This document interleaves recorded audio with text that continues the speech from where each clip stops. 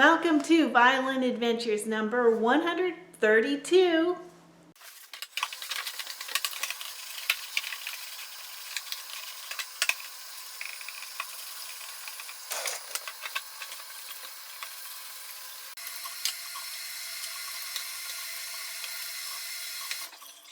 As December 10th, 1871.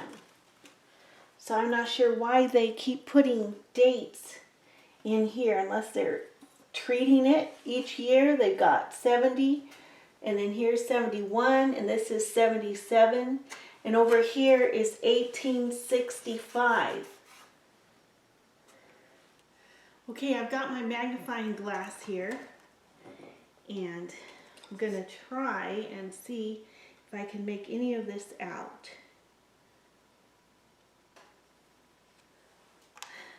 That there's so many dates so close together, so I don't know if he kept opening it up. We have 1865 is the earliest one, but here at the label, the only thing I can get off of here is the date. Isn't that amazing? But in the date section it says 1870, and it could be that he didn't finish it till 1870, you know. Okay, it's the next day, and I have just been really looking through, trying to figure out the name on this rib, which could be the maker, I'm not sure, or it could be, I just don't know. But I can't get anywhere on what this name might be saying. It could start with a J or an I, but it seems to end with two H's. That's the first name. The second name, it looks like David, but the D on the end could also be an L starting the last name. I don't know. But the last name is so there's not enough of letters on there to read what that last name is. So I am at a loss to find out what the name is on this rib. But what I'm going to do now, we've washed this with water and it's all dry. So I'm going to go around now and just see if I can clean it up any further, because we still get a lot of brown off of here. So I'm going to clean it up, see if we can lighten it up. Here is the top. I think there it is. I think that looks a lot better. It gives us a little more character. Here's the back of the violin, which is not as dirty as the top. Okay, here's the after, and yes, there was a little bit of varnish on here, and there still is little spots of varnish, and down here I think is some glue, so I'm going to have to get that off. But there's the after. Now, time for a rant. All right, are you ready for a rant? Of course, you guys all know this, but it's an opportunity for me to get upset. And as some of you noticed already, the lower block the grains were in the wrong direction. But not only that, here on the back, I thought, what is that? Are those two dowels that were exploded over time? And then I look closer as I'm cleaning it, and what do you think this is down here? This is two screws. How dare you put metal on a violin? I mean, it can be on the tuners, but on the violin itself, we never use any screws, no nails, no, nothing like that. So we're going to take these out. Actually, though, at this point, this may be the only thing holding these two pieces together.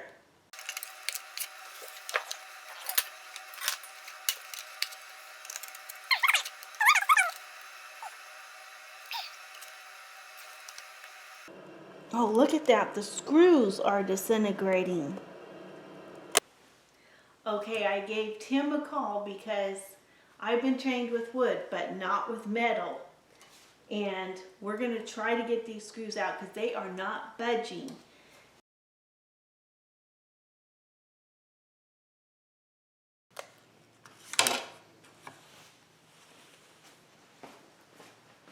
We got one out.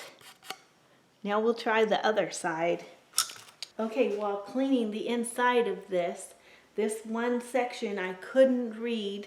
Well, I think I made it out now. It says, I treated this violin. I was able to make out the last word is violin in handwriting, but it says, I treated this violin December 16th, 1870. So, what did he treat it for? I don't know. Okay, second rant in one video. Okay, what's going on here is I'm cleaning out. This had a big section of just black gunk, thick black gunk, and it's probably a mixture of dead bugs and dust and mold, the whole works. And I'm cleaning that out, and then mixed in it, of course, somebody came along. The seam must have been open here, and they pushed in a bunch of glue, and it was not Hide glue. And you guys know what I think of that. It is a terrible thing. Not only does it make it hard for repair, but we've got this big hunking mess of synthetic garbage sitting on our wood and causing the vibrations to be, it's just like thickening the wood up. So hide glue is not just for taking it apart later. It affects the tone.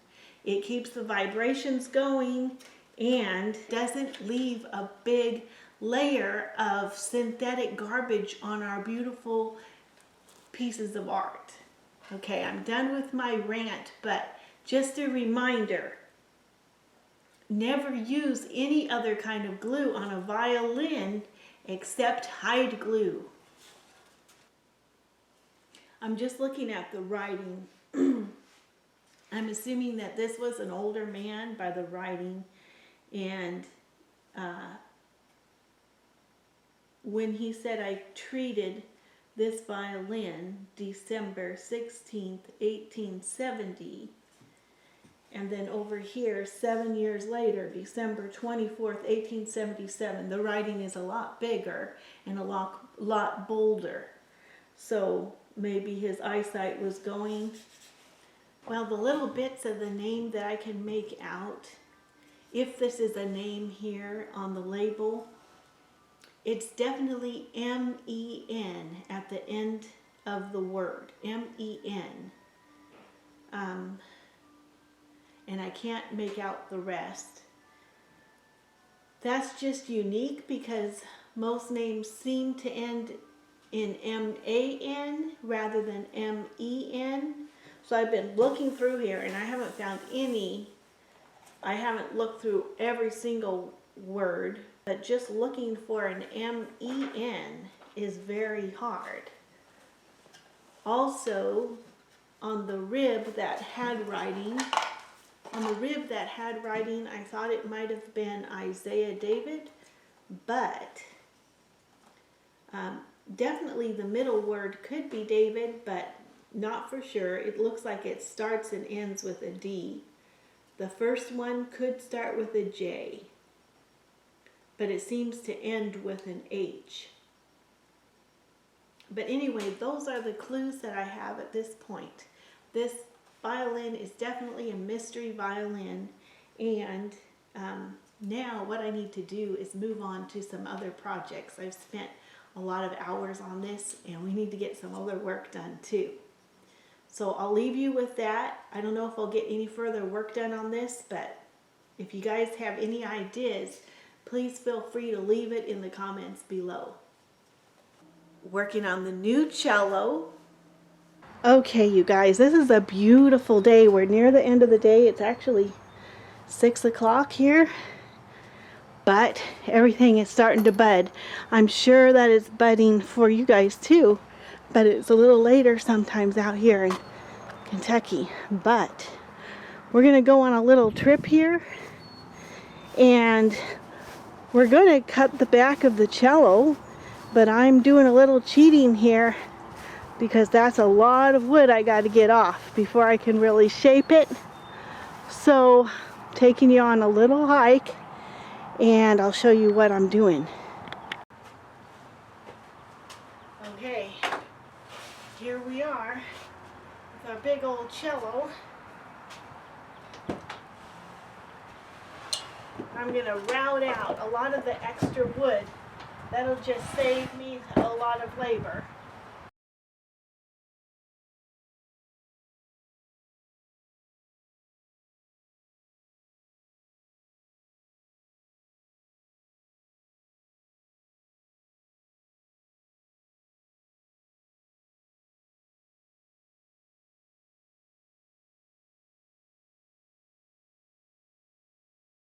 Something's going on with our cherry wood outside. I went out there to work and found a carpenter bee drilling a hole through our cherry pillar wood. Okay, we see our wood out here, right? I think it's time to bring these in.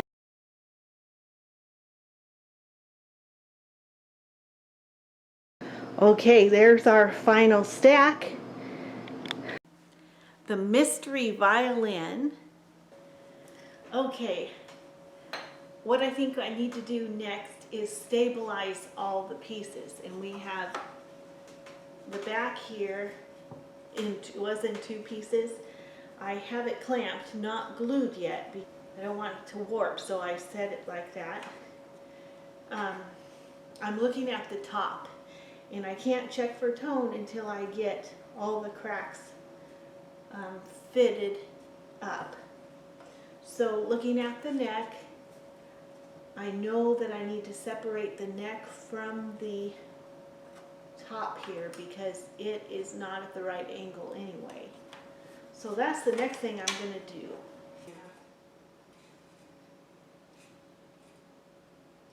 Okay, so we don't have any wiggle room in this top to make any adjustment, like, you know, if I wanted to scrape off some of the black, I don't have enough thickness to do that kind of a thing.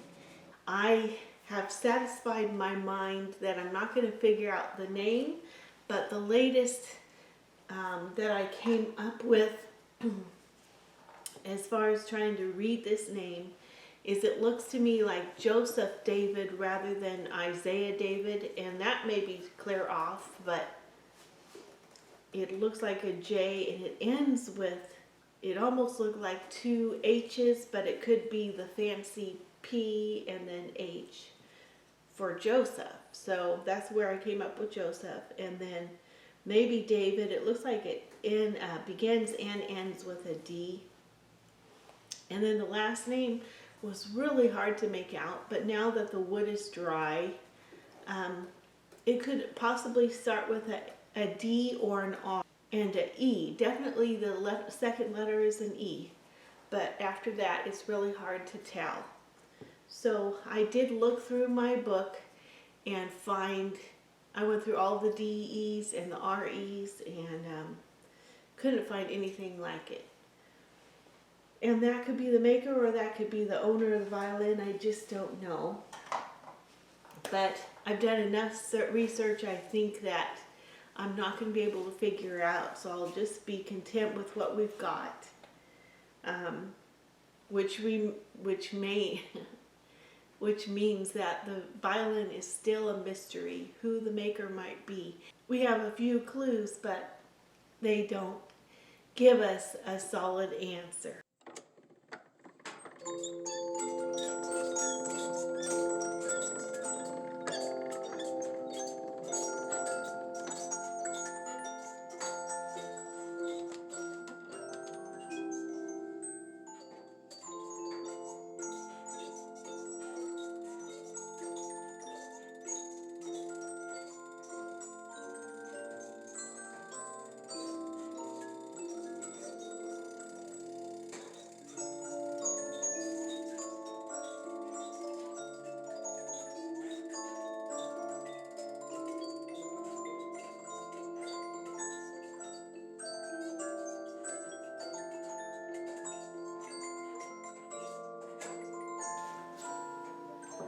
Okay, remember this was at 17 pounds, so we're going to see now how many pounds it is. How much have we taken off so far? Here's 8. This will be 4 more. 12 is too much. 2 more. 8 plus 2, 10. 10 is too much. So this is 9. Wow. It's just a little bit over 9. Okay, we're at 9 pounds and 1 ounce. So we took off about 8 pounds of wood this week. Okay, here we are, Friday, and it's cool today, but we've had a couple days in the 80s, but now we're back to cool, which is kind of refreshing again. Let's go in and see what's going on. Here we are in the shop. Okay, this week we got this wood out from the outside and into the inside, drying out. Here's our cello table. Progress is that we took off about 8 pounds of wood. Our ribs are clear over there, just hanging out until we need them. Here is our mystery violin in pieces, but this is the back. And this is the front. And then these are some of the ribs and parts that we're hanging on to. And look at that. Here's our neck piece. So we have plenty of work to do here on our mystery violin. Well, Freddie would like to chat. Hi, you guys. Can you see me? I'm Freddie. And I'm up here making sure everybody is doing everything right. And cutting the wood right, and oh, I gotta tell you something. Let me show you something. Come on, I'll show you. Hi, you guys, can you see me? I'm Freddie, and I outside, see? And oh, okay. It's getting cold out here, but my boss told me to take this case right here to take it outside because it was all full of bugs. Yuck! Bye! Hi everybody. I'm Freddie, and I've been really busy because we cut out lots of wood out of the cello, and I'm learning all about the cello. Well, I hope you guys have a good week, and I'll see you again next time because you guys all have to tune in and listen to my episode because this is my part of the video, okay? Bye! The Hebrew Minute.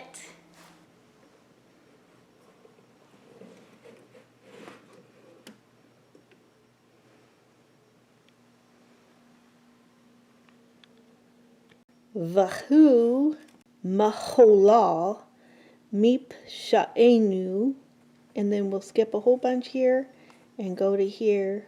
U b'chavurato nirpa lanu. He was wounded or pained for our transgressions, and by his wounds or stripes we are healed. Healing comes to us. If you know where this is found, please leave it in the comments below.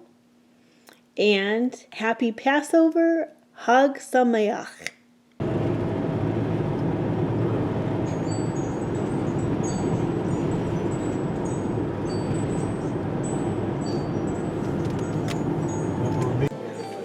Here's the Passover table. Thank you so much for watching, for all your wonderful comments. Thanks for your thumbs up, and thank you to the new subscribers. And until next time, God bless you. Bye.